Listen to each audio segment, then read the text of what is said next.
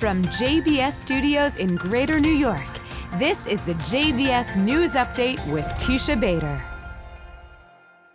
I'm Teisha Bader with the JBS News Update for Thursday, September the 4th, 2025.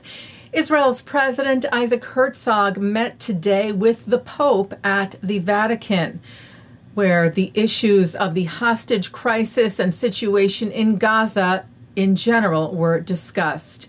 The Holy See said hope was expressed for a speedy resumption of negotiations, so that with willingness and courageous decisions, as well as the support of the international community, the release of all hostages can be achieved, a permanent ceasefire reached with urgency, the safe entry of humanitarian aid be facilitated, and full respect for humanitarian law be ensured, together with the legitimate aspirations of the two peoples. Herzog thanked the pontiff for the meeting and wrote, "Above all else, Israel is striving in every possible way to bring home the hostages held in brutal captivity by Hamas. Israel yearns for a day when the peoples of the Middle East, the children of Abraham, will live together in peace, partnership, and hope. All leaders of faith and goodwill must stand united in calling for the immediate release of the hostages as the first and essential step toward a better future for the entire region." Israeli Prime Minister Benjamin Netanyahu responded today to terror group Hamas, saying reportedly that it would be willing to free the hostages in exchange for Palestinian security prisoners and all Israeli troops withdrawing from Gaza, ending the war. Netanyahu called this more spin by Hamas that has nothing new, reiterating that the war could end immediately, he said, on the conditions set by the Security Cabinet. All hostages released, Hamas disarmed, the Strip demilitarized, Israel has security control in the Strip, an alternative civil administration is established, he wrote, that does not educate for terrorism, dispatch terrorists, or threaten Israel. The prime minister saying only these conditions will prevent Hamas from rearming and returning to the massacre of October the 7th again and again, as it has promised. Tomorrow marks 700 days of captivity for the hostages, and rallies will be held Saturday marking the incomprehensible milestone, led by the Hostage Families Forum, who called on the parties involved to sit down at the negotiating table now and don't get up until a deal is signed. The 48 hostages who remain held captive by terror group Hamas in Gaza have now been captive for 699 days.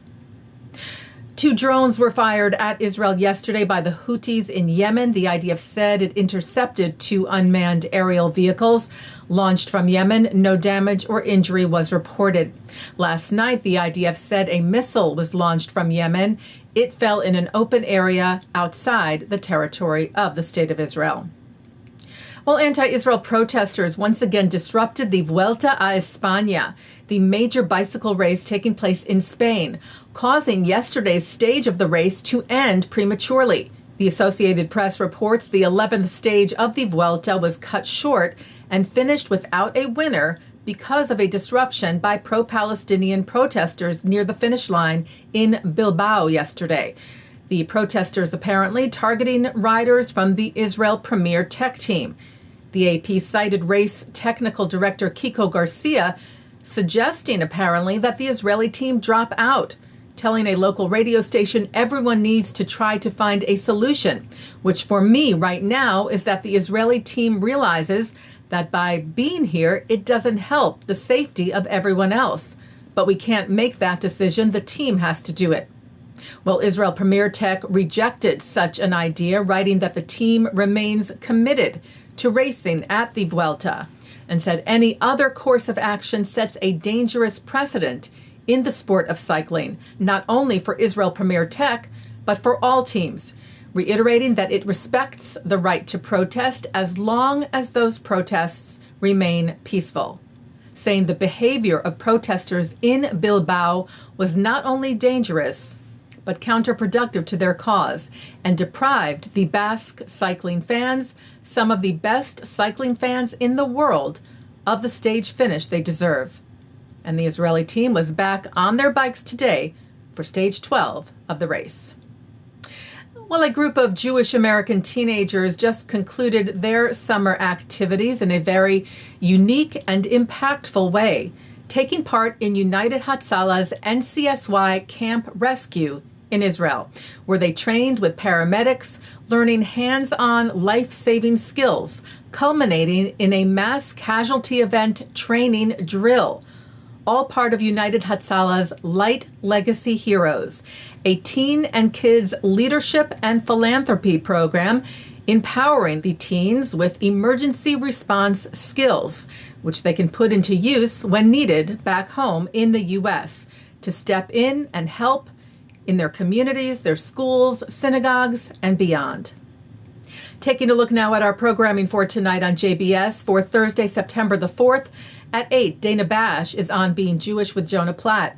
At 9, attorney Jay Goldberg is on L'chaim. At 10:30, it's an encore of the news. And coming up next, a look at some big Jewish questions. And that's the JBS News Update for Thursday, September the 4th, 2025. I'm Teisha Bader. I am away tomorrow, but we'll be back with the news for you on Monday. Wishing you an early Shabbat Shalom. Am Yisrael Chai.